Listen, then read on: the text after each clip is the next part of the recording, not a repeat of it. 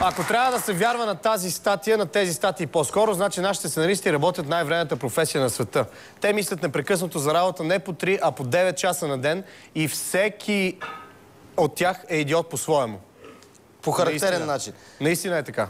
Тази връзка слушайте сега внимателно. Един от сценаристите ни има проблем и сега ще трябва да сменим тона, за да го съобщим. Дами и господа, през есента имаше благотворителни предавания, Байландо, Великолепната шесторка. Те помогнаха на много хора, но за благотворителността няма сезон. Един от нашите сценаристи се нуждае от вашата помощ. Готов е да пее и да танцува, за да сбъдне мечтата си. Вижте неговия апел.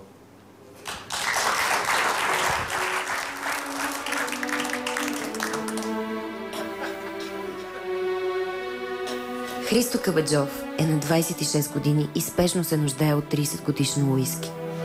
За съжаление, той вече не може да си позволи 380 лева за единственото, което дава смисъл в живота му. Всеки си мисли, че на него не може да се случи.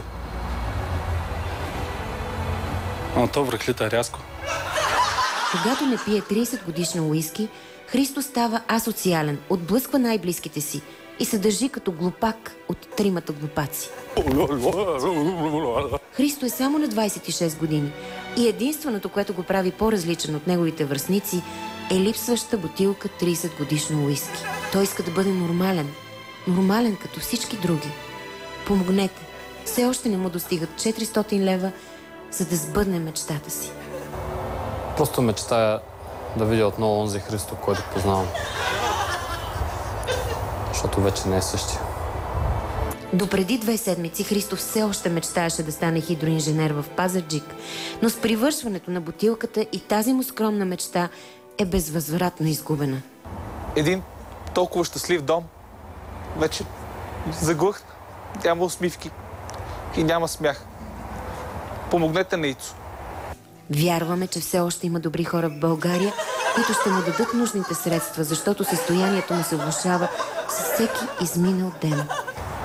Аз вярвам, че има все още добри хора в България, които ще помогнат. Можете да изпратите бутилка или кашон 30-годишно уиски в шоуто на Иван и Андрей.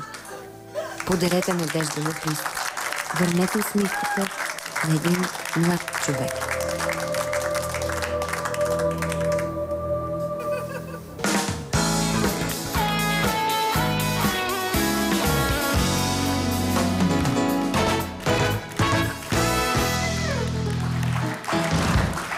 Уважаеми зрители, ако искате да помогнете на това бедно момче да изпълни една своя мечта, изпращайте вашите дарове на адрес София, улица Киевска, 31 за Ицо.